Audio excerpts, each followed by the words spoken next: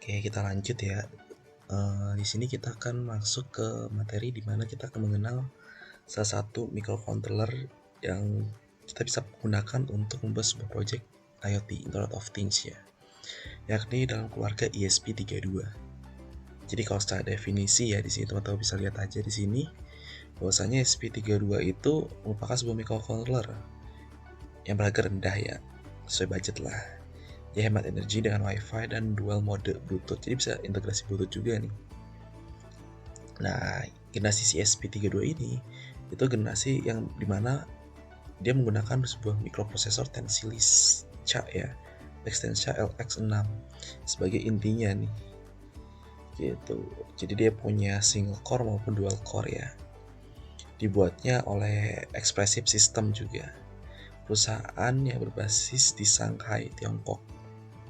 Jadi kalau teman-teman pernah menggunakan ESP8266 sama tuh dibuat oleh Expressive System juga di situ. Tapi kita menggunakan model terbarunya yakni ESP32. Secara tampilan sebenarnya hampir mirip ya kayak Note MCU ESP8266 sebelumnya. Agak berbedanya aja di mikronya aja di sini. Microcontrollernya sebagai prosesornya ya. Dan ada beberapa pin mungkin yang agak beda di situ. Oke, kita lanjut aja ke praktek ya.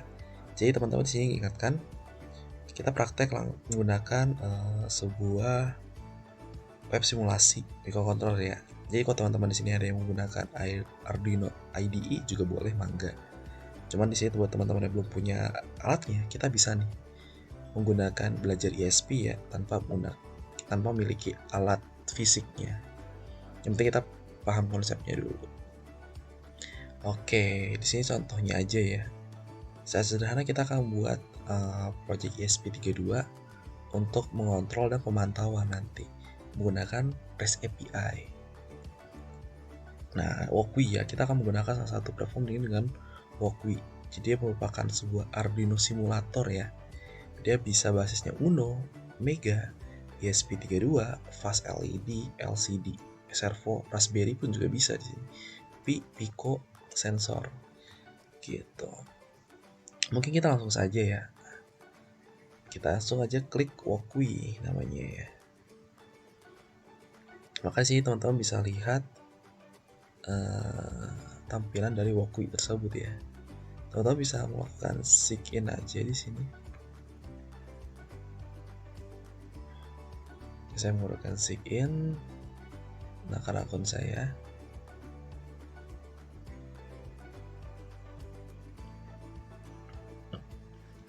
Oke, kita udah di halaman web simulasi dengan Walkwi ya. Simulated IoT project in your browser di sini. Nah, tadi kita udah login. Di sini teman-teman bisa, ya di sini ada grup Discord-nya juga dia ya. Jadi teman-teman mau ada diskusi juga bisa. Ada fitur roadmap, ada the club. Nah, tapi kalau karena kita buat project, kita di sini my project. Jadi saya masih kosong, jadi teman-teman yang baru memakai Walkwi nanti bakal masih kosong di sini ya. Di sini saya new project, ada banyak nih teman-teman nih. Untuk kita mau bikin project di platform simulator Walkwi ini ya. Gitu, jadi teman-teman bisa banyak. Nanti kita coba pelajari juga yang lain. Tapi di kelas ini kita akan pelajari ESP32 ya. Jadi teman-teman bisa klik aja di sini ESP32. Maka di sini sudah langsung muncul ya tampilannya. Kita coba nih. Saya jalankan start simulation. Maka dia akan hello ESP di sini. Saya coba di sini. Hello. Sabot ya.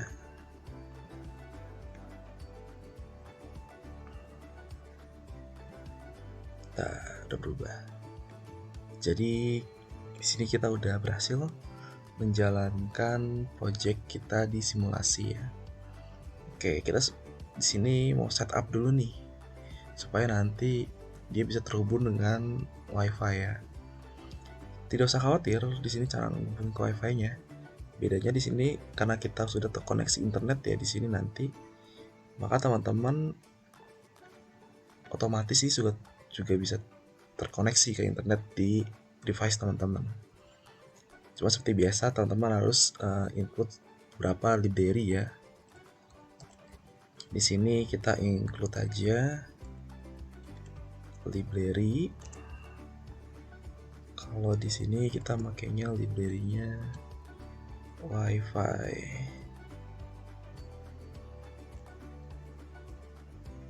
Kita pakai wifi.h aja. Oke. Wifi.h. Lalu di sini kita bisa set ya.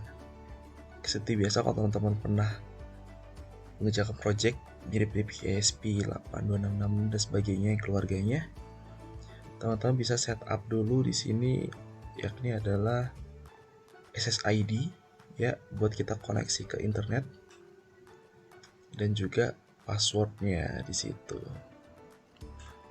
Di sini saya bikin sebuah tipe data.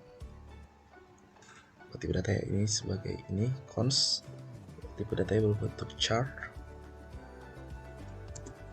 Saya beri nama di sini SSID. Nah, bedanya di sini di Walkwi teman-teman. Untuk koneksinya teman-teman bikin aja Walkwi Quest. Jadi Walkwi Quest ini itu akan mengkoneksikan sambungan SSID-nya itu sesuai dengan alamat koneksi device teman-teman ya. Itu. Jadi kalau teman-teman di sini yang menggunakan Arduino IDE ya, berarti teman-teman sesuai dengan SSID dan password yang teman-teman akan koneksikan nanti. Karena kita pakai simulasi, kita hanya perlu seperti ini aja. Nah, ini udah otomatis nanti kita nge-setting sinyal TMC-nya itu connect langsung ke WiFi kita. Gitu. Lalu seperti biasa di sini kita akan setup nih WiFi-nya. Gimana kita nge-setupnya? Oke, kita akan coba di sini koneksikan WiFi.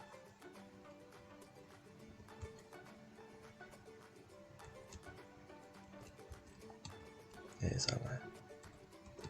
WiFi begini ya.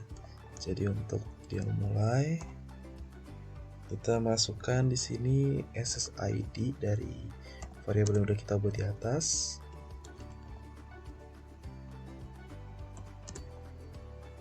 Oke, jangan lupa titik koma. Lalu di sini saya mau copy aja yang ini. Kita buat ngecek nanti apakah ini sudah terkoneksi atau belum ya. Jadi sini saya bikin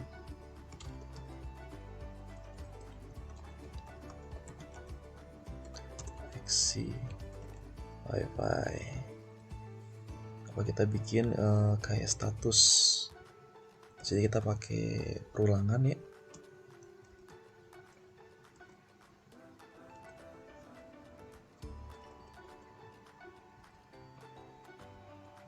Oh salah, saya caps lock. WiFi status.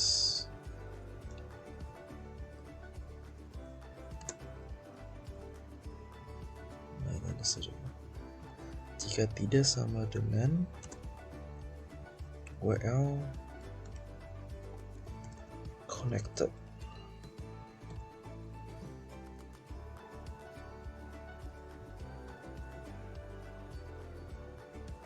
Connected di sini kita bikin dia delaynya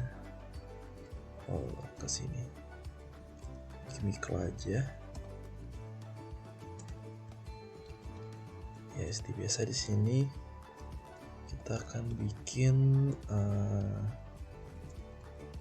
kalau teman-teman pernah apa sih namanya itu, buat kayak WiFi biasa ya, ada titik-titik tuh, jadi dia looping apakah udah terkoneksi atau belum di situ. Jadi kalau nggak koneksi dia akan titik-titik terus nih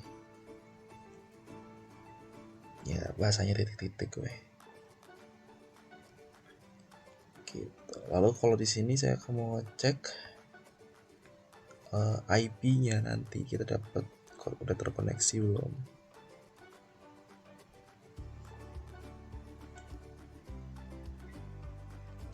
Itu di sini menunggu aja, koneksi wifi,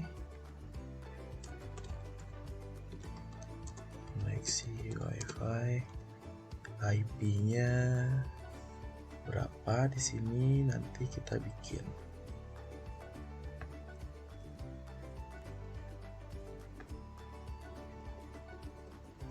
Kita pakai library yang tadi ya, wifi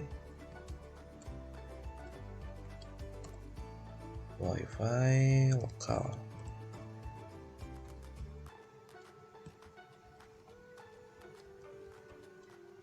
Oke, ini supaya nggak ke bawah kita pakai ini aja.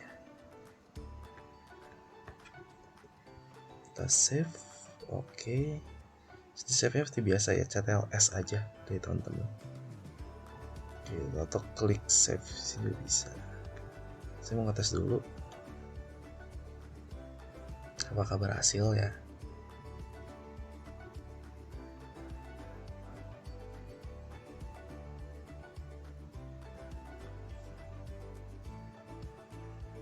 Oke, kita cek menunggu koneksi wifi. Oke, koneksi wifi dengan IP sekian berhasil ya. Kita kasih spasi weh. Nah, gitu teman-teman.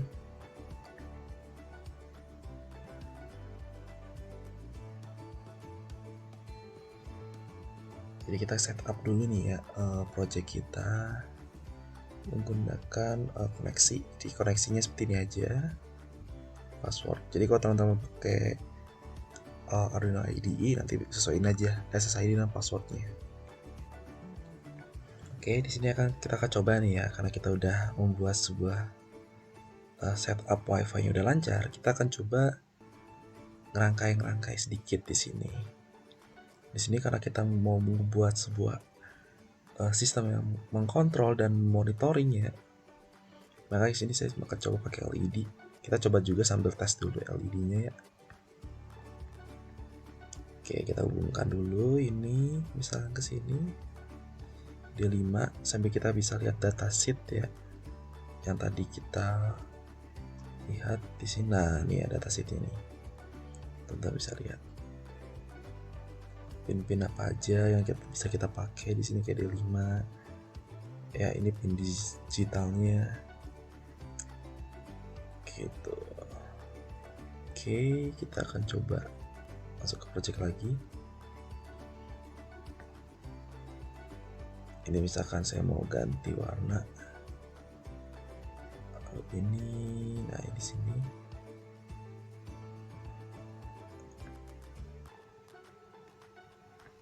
oke. Kita akan coba tes dulu seperti biasa teman-teman, bikin sebuah pin mode ya. Kalau bisa sebagai output gitu. Lalu di sini misalkan saya buat digital right ya, karena dia sebagai output.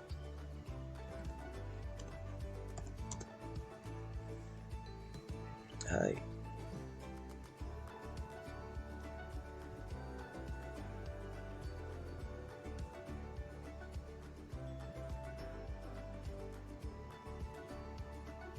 Oke, error ya. Kenapa error? Karena dia nggak bisa pakai D5 di sini. Nah, buat teman-teman yang mau lihat di sini, kita biasanya, saya juga seringnya pakai datasheet di sini ya. Jadi D5 itu sama dengan 5 aja nih. GPIO 5. Gitu. Kalau pakai D5 itu biasanya pakainya define ya. Jadi kalau pakai ini kita bisa pinnya ini aja. Jadi harusnya dia nyala sekarang. Jadi kasih tahu juga nih errornya, enak tuh. Oke, kasih tahu dia errornya yang mana. Dan langsung ada garis bawah merah.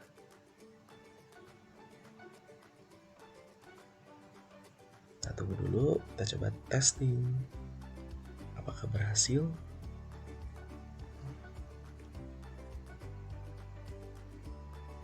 Oke, kita nunggu koneksi wifi, koneksi dan nyala ya. Gitu. Teman-teman di sini bisa geser-geser ini dan bisa diperbesar juga ya. Gitu. Oke, misalkan kita tambahin lagi ya satu LED lagi. Mau nambahin satu lagi, misalkan taruh di sebelah sini, lampunya warna biru lah. Kalau ini saya yang deket aja lah.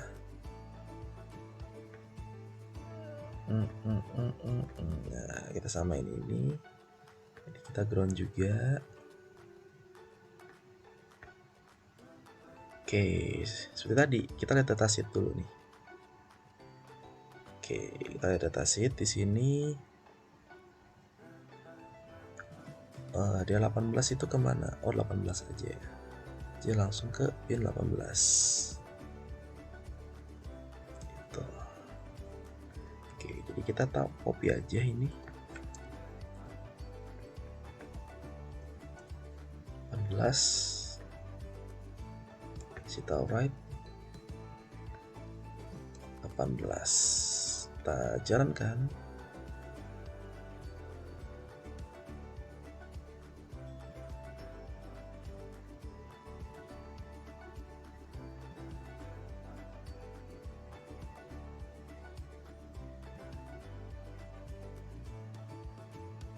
Oke, menunggu koneksi wifi, connect dan oke, sekarang kita akan nambahin sebuah sensor ya.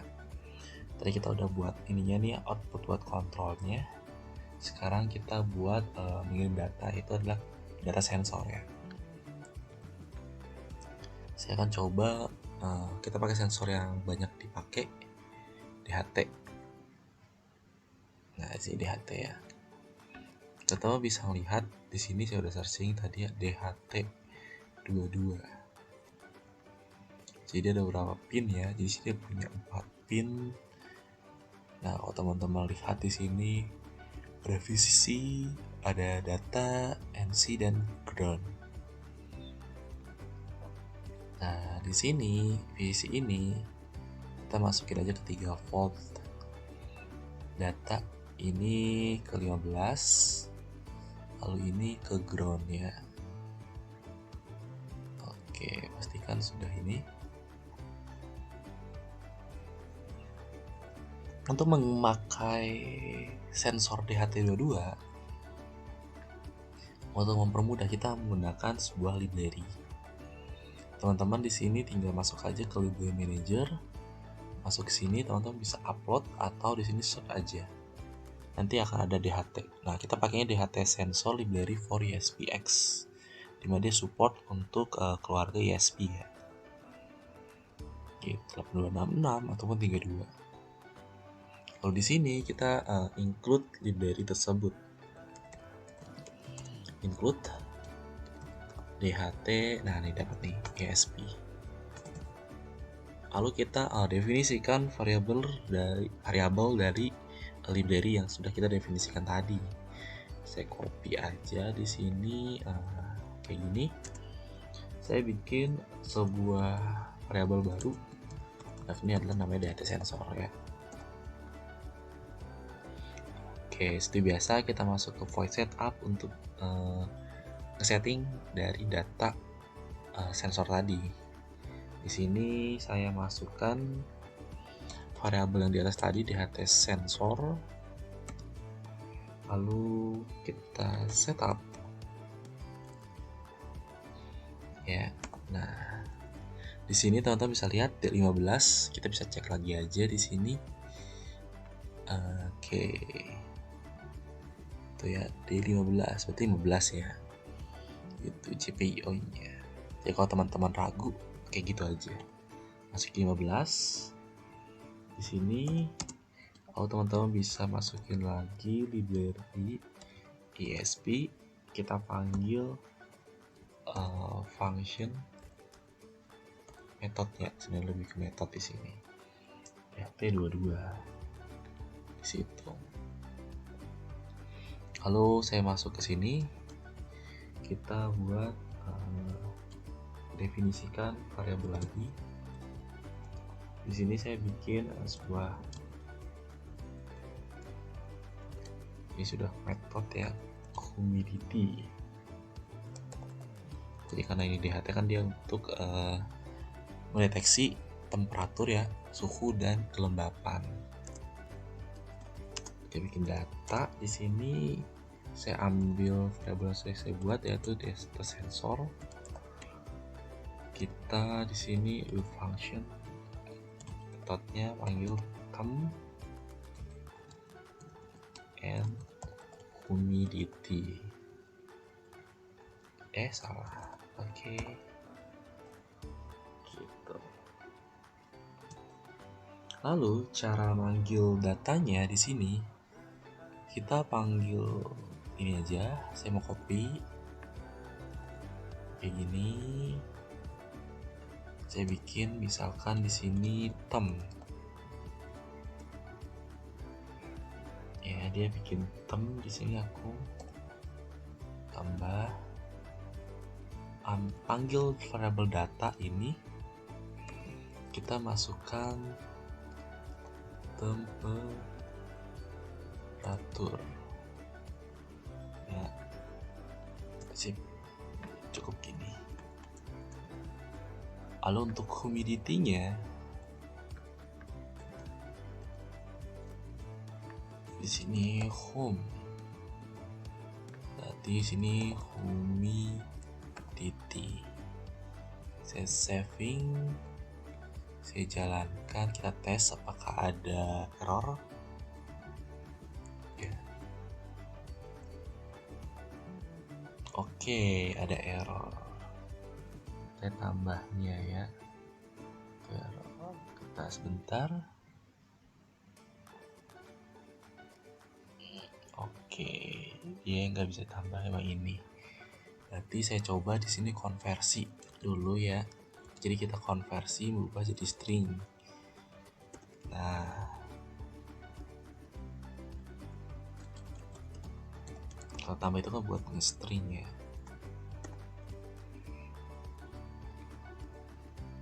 Jadi hanya bisa nambah data string. Jadi kayak ngegabung. Kalau string itu kan kalau ditambah itu digabung sebenarnya. Gitu, tapi kalau sama tipe data yang lain berarti kan ini tuh ada penjumlahan. Gitu, tipe data kita samain berarti. String and string. Kita coba tes apakah ada error.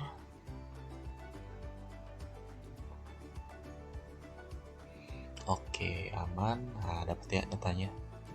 Tuh, kalau teman-teman mau ngubah-ngubah di sini, dari sini dia otomatis berubah tuh. Kita tambah gedein tuh 88 ya.